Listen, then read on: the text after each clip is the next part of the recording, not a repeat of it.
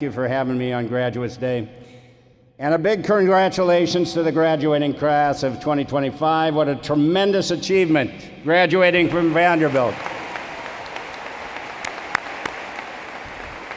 Go Doors!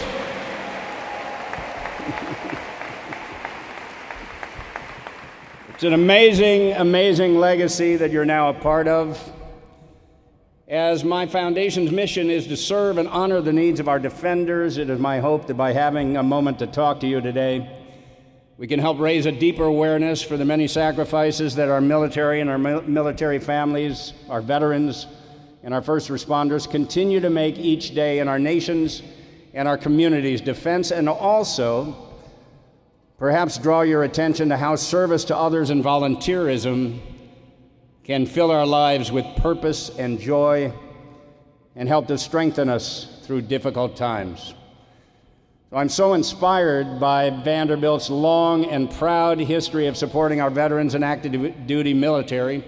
There are so many great programs and initiatives here at Vanderbilt showing support for those who serve. Too many to name. The Chancellor named a few, but as I know there must be many here who have benefited from these programs, I'd like to take a moment to acknowledge all those who are part of the ROTC programs, the student veteran programs, and other veteran-focused initiatives here, and also any veterans, active duty, or first responders who may be here today. To all of you, please stand up so that we can recognize you and thank you. Stand up.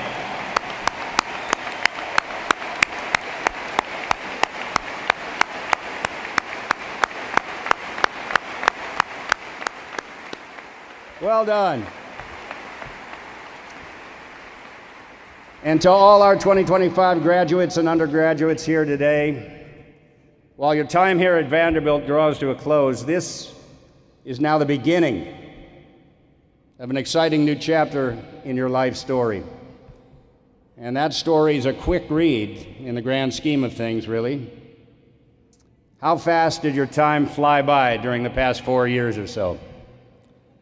And each day is precious, and none of us know where our story will take us or what or when the conclusion might be.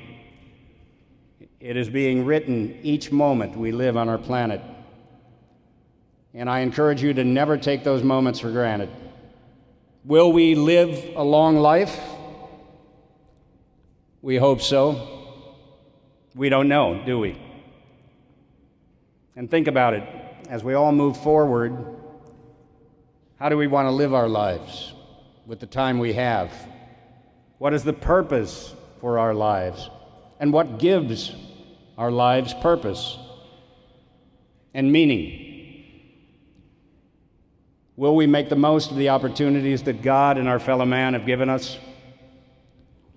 As you all head into the next chapter, stepping into the workforce, pursuing your careers, or simply trying to make a living while you figure out your next steps, will service to others play a role in your story?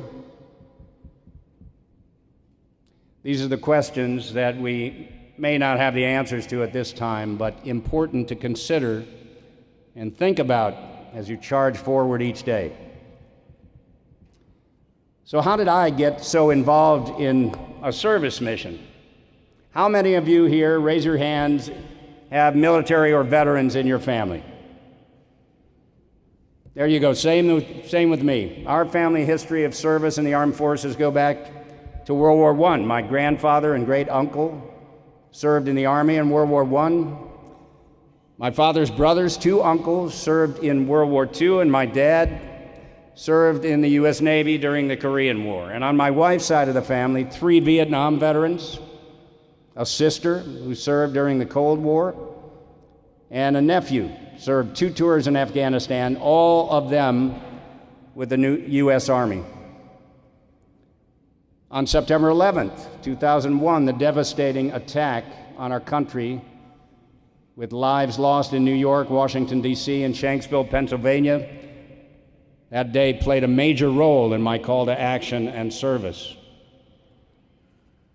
That terrible day was significant and life-altering for me with regards to taking military, veterans, and first responders support to a new level.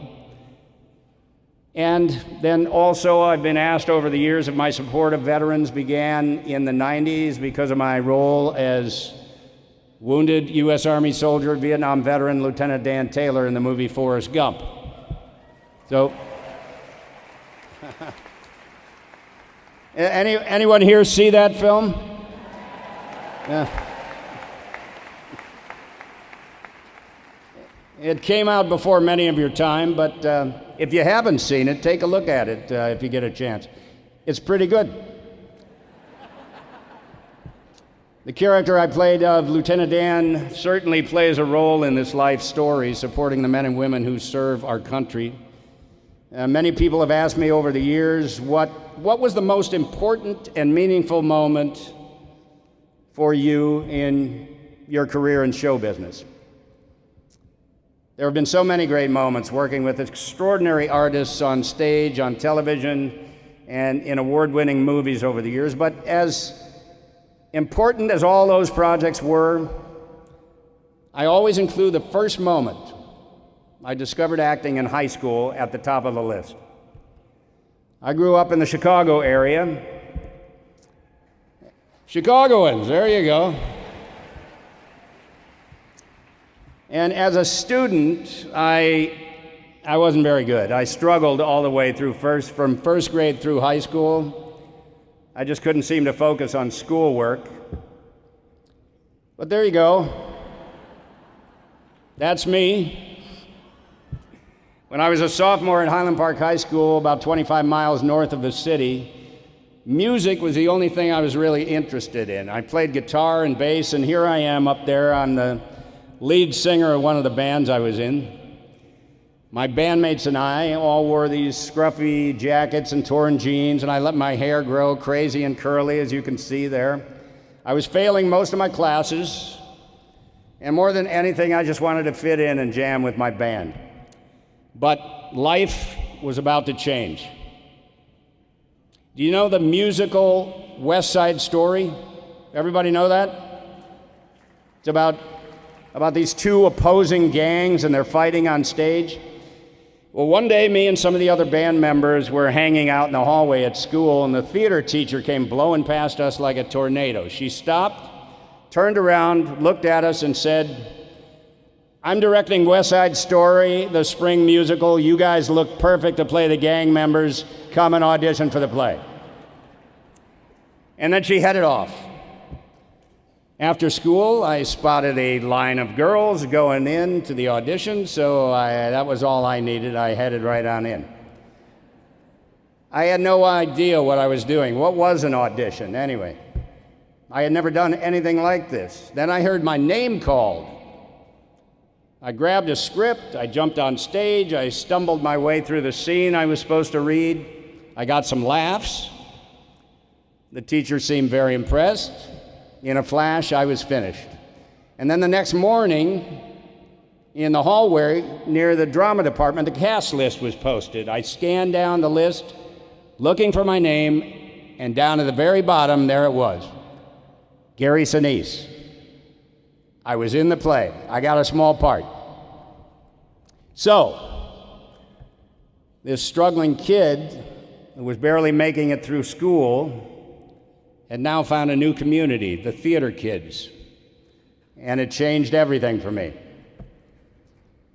And that teacher changed everything for me.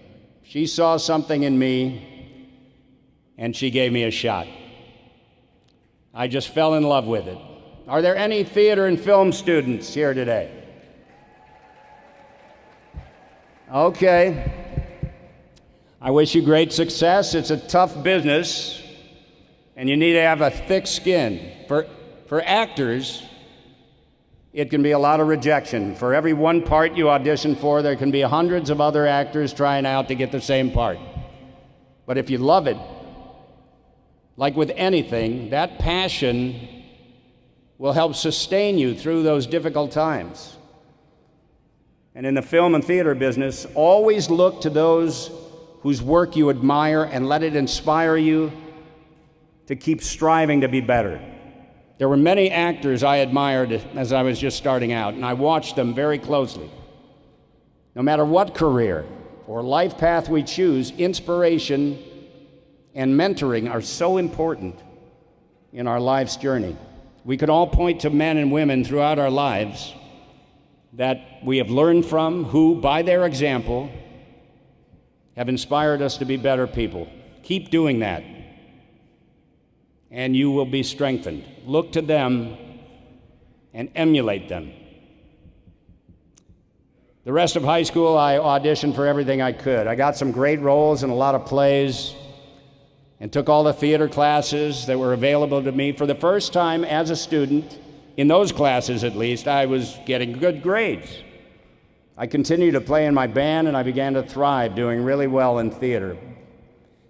But when the time came, as I struggled so much academically, I didn't have enough credits to graduate. So, in order to get my diploma, I had to go back to high school for an extra semester with the next class.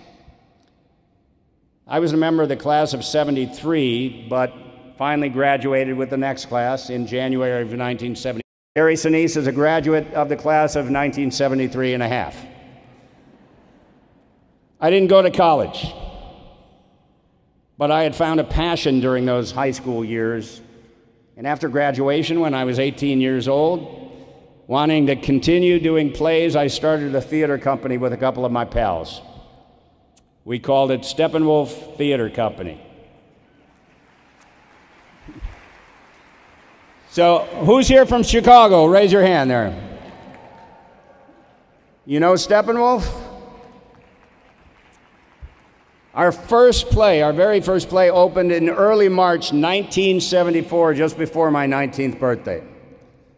In the beginning, we didn't even charge for tickets. We just asked people for donations. We had no money, but we were simply an impassioned group of teenagers doing things our own way, under our own steam. We made a lot of mistakes, and believe me, as you go forward, you will do the same.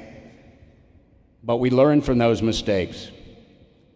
And through the 70s and 80s, we worked hard, moved many of our hit shows to New York, and achieved great success. In 1991, incredibly, we built our own building from the ground up on the north side of Chicago. A multi-million-dollar, 520-seat main theater, a 300-seat theater upstairs, and a brand new state-of-the-art theater that just opened within the past few years, and In the Round Theater. Celebrating 50 years, Steppenwolf is now a Chicago institution with a company of 50 artists, and it all started with teenagers with a dream and a passionate love for theater. And I speak about this truly because it's such a great American dream story. Start with nothing but a passionate idea, work hard, and in the United States of America, you can achieve great things. There's no doubt about that.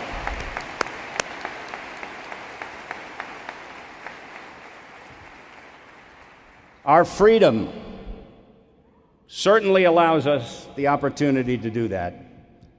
And it was at Steppenwolf during the early to mid-'80s that I began to support local groups of Vietnam veterans. In 1987, my wife and I moved from Chicago to Los Angeles, and after many auditions, landing a few roles, in 1993 I had the opportunity to audition for Forrest Gump. Lieutenant Dan.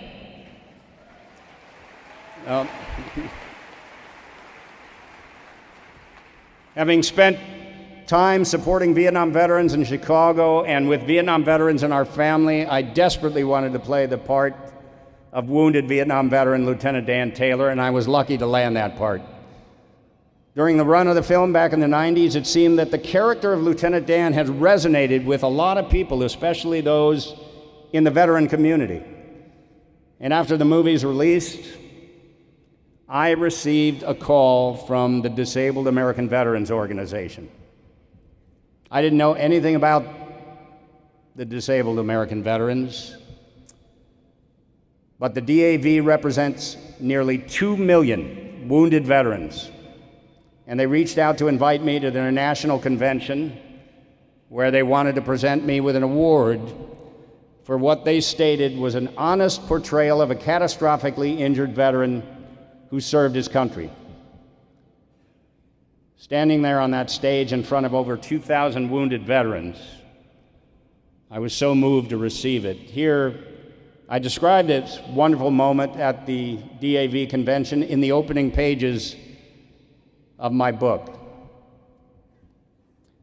The entire ballroom erupts into applause. I choke up immediately. The spotlight is focused on the podium, center stage, where I'll give my speech. I walk up the wheelchair ramp leading to the podium and glance around. It's a massive ballroom filled with hundreds and hundreds of disabled veterans, plus their family members. Some of the veterans wear their uniforms. Others wear civilian clothes with hats that show which war they fought in or what unit or branch of military service they were with. The atmosphere in the room is electric. I see a wide range of ages, wounded veterans from World War II to the present. It's a sea of men and women with scars, prosthetics, burn marks, crutches, and wheelchairs, all wearing that unmistakable look of pride. I am stunned and humbled. The lump in my throat won't go down. What have I ever done? Here, all these wounded and disabled veterans, the real-life Lieutenant Dans, men and women who have sacrificed so much, honoring me for merely playing a part in a movie. The DAV National Commander, U.S. Air Force veteran Richard Marbs, seen here, standing on crutches with his right leg missing almost up to the hip, he presented me with the DAV Commander's Award, one of the DAV's highest honors. This 1994 DAV convention, over 30 years ago, was a moment that I began to work in support of our wounded veterans, a mission that continues today.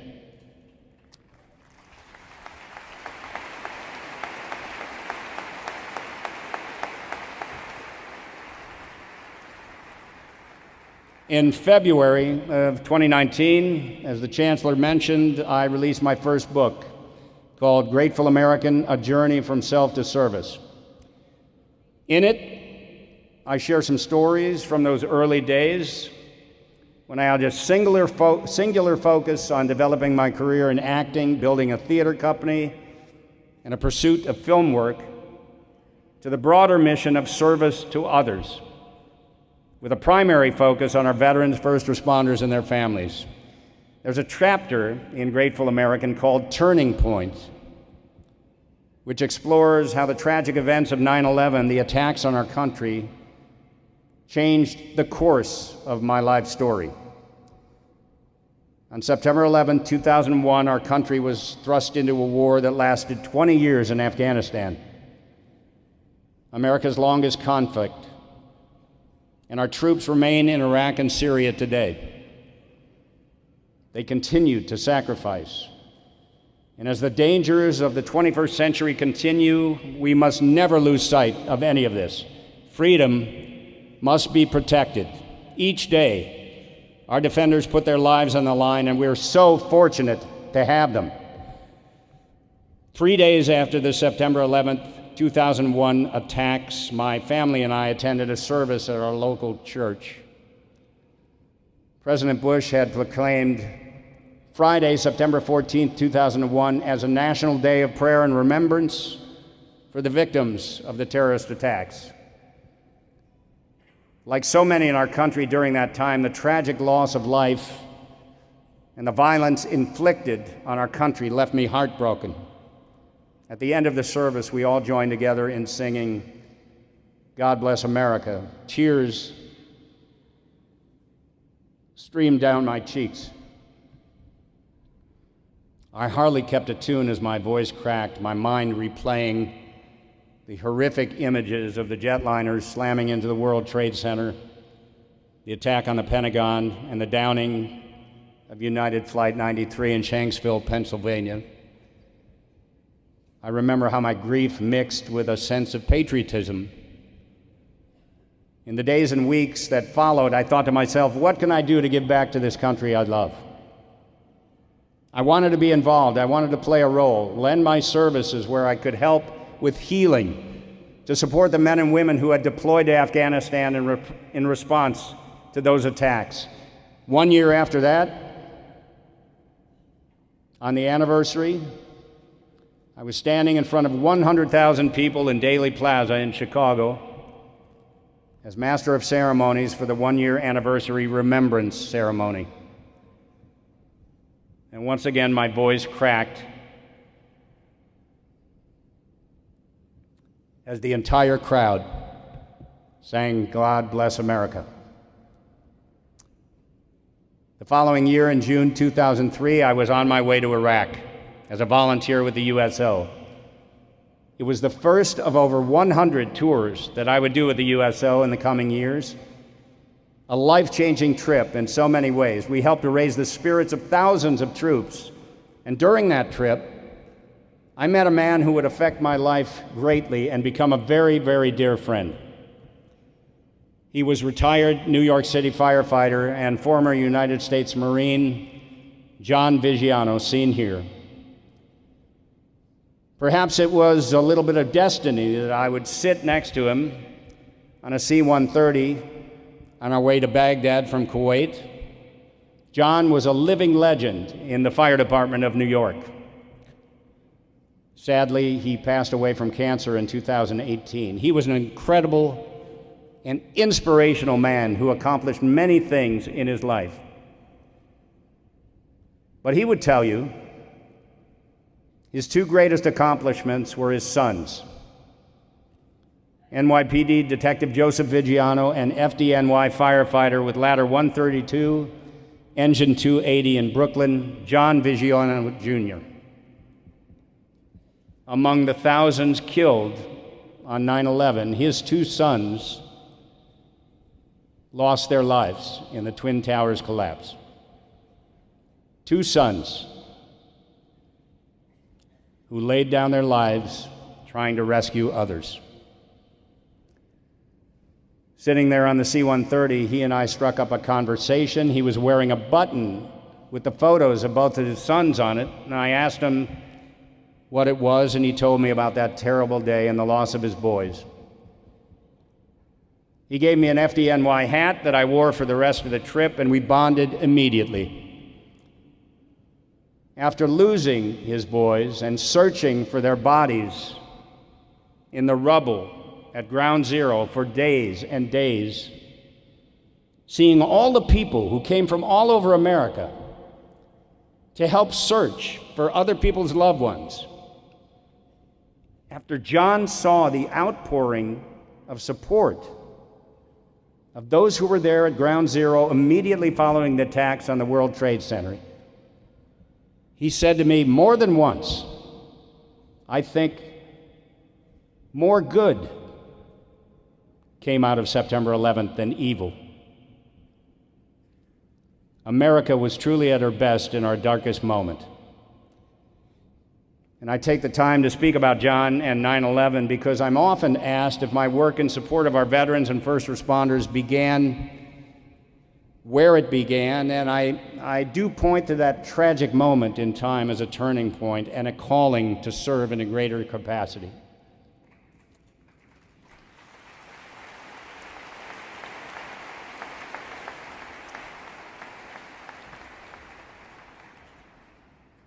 The journey from self to service. Remember this. There is a healing power in service work. John, brokenhearted, devastated by the loss of his boys, devoted his life to serving others in their honor, and it helped him through. By lifting someone else up, we in turn lift ourselves. And as my heart was also broken after that terrible day, as fear crept in as to what the future would hold for our country, I also needed to do something to help assuage that fear, to help heal that broken heart. And so I took action, pouring myself into service work, like volunteering for the USO or raising money to build the National 9/11 Pentagon Memorial, honoring those killed at the Pentagon that day, or raising money for the Brooklyn Wall of Remembrance on Coney Island, honoring the 416 first responders and 1 fire department chaplain killed in the attacks. Because of my relationship with John Vigiano, I began actively supporting our first responders in New York and across the country. With so many losses on the battlefield, supporting the families of our fallen heroes, helping them through their grief became incredibly important to me. And wanting to lift spirits and entertain our troops and families around the world, I started my band, the Lieutenant Dan Band.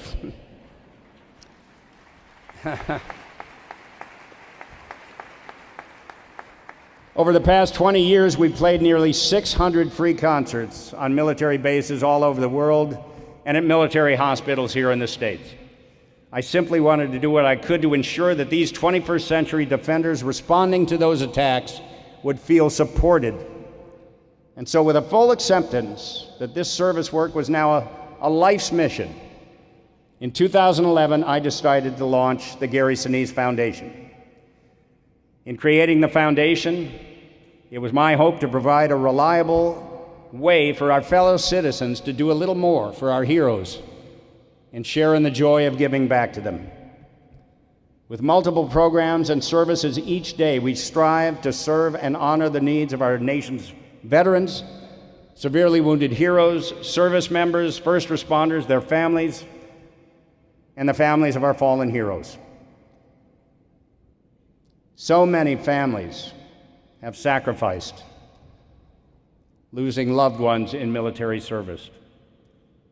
One of our programs serving the families, the children of our fallen heroes, is called Snowball Express, where each December we host over 1,800 family members, 1,000 of them children, the surviving spouses and children of our fallen military heroes, and then another 1,000 family members of fallen first responders. We host them for our annual all-expense-paid trip to Disney World, along with multiple events around the country throughout the year to offer these families support and love. Through our RISE program, which stands for Restoring Independence, Supporting Empowerment, we build specially adapted smart technology homes for badly wounded service members. We recently presented our 95th home to a wounded Marine who's now living in a beautiful new mortgage-free home with his family in Ohio.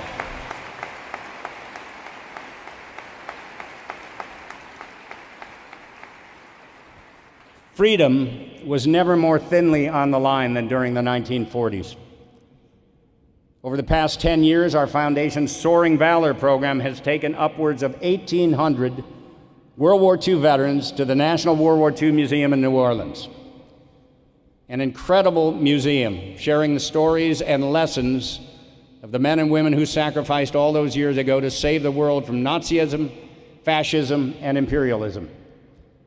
And we've helped to fund museum historians to record hundreds of veterans on video to be preserved for future generations. And just last week, I traveled on our 30th Soaring Valor trip with 16 World War II veterans and 20 high school students as we pair up the students with the veterans to learn firsthand the valuable lessons from the greatest generation. The Veterans Administration estimates that there are about 66,000 World War II veterans left alive. We're losing them rapidly. The youngest at roughly 98 years old. Soaring Valor is a valuable part of our education initiative at the Gary Sinise Foundation.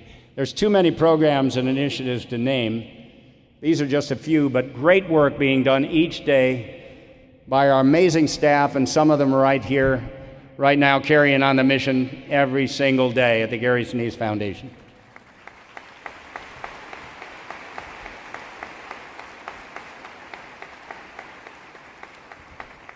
And we do this all with the support of the American people. There's a line in my book: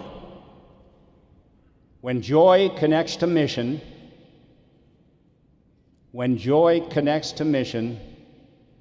a life of purpose begins to take shape. And giving back to our freedom providers and first responders has truly given my life purpose and has been a great privilege and joy for me. As I have traveled the world visiting our troops, sometimes visiting countries that have not known the blessings of freedom, I have realized more and more the high cost of preserving that freedom and the sacrifices of those who have provided it for us over the years. Freedom is not something that all human beings simply get to have and enjoy. It must be fought for and defended.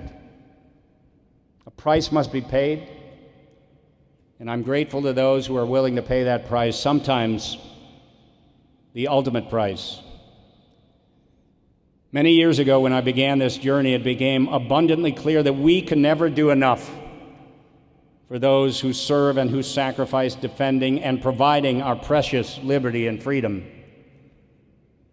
But I also learned that we can always do a little more.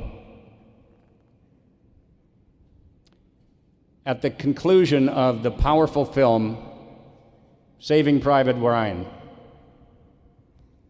having fought through and survived the terrible World War of the 1940s, now an old man,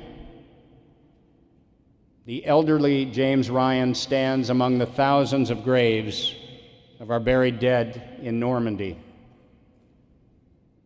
After looking down at the grave of the man who gave his life to save him, his own life now near its natural end, Ryan looks into the eyes of his wife,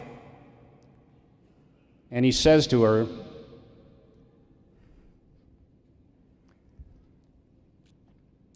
"Tell me I've led a good life. Tell me I'm a good man."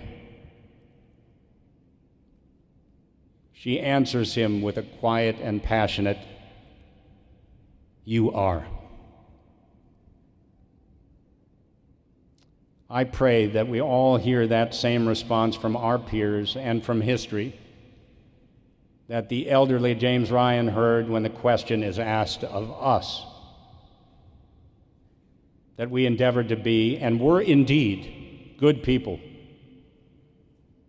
That we led good lives, not only for ourselves, but also for our fellow man, a life of service. That we did our bit to make this world a better place. As you leave this campus, heading out to all the great things that lie ahead, remember this: greatness is not measured by the titles you earn or the wealth you accumulate, but by the lives you touch and the integrity and good character with which you live. In the years to come, my hope and prayer for you is that you always remember to ask yourself, as James Ryan did, whether you are leading a good life. And may your answer, grounded in the example you set by your actions and the service to others that you give, may that answer always be yes. We live in a great country, a country that helped save the world from tyranny 80 years ago, with 130,000 Americans buried in 26 American military cemeteries overseas. They and countless others over the years gave their lives in hopes for a better future for our country. Dare to grow, your motto here at Vanderbilt. You will carry that motto with you for the rest of your lives as you write your own story, pursuing your passions, challenging conventional thinking, and making a meaningful impact on our country and the world. So,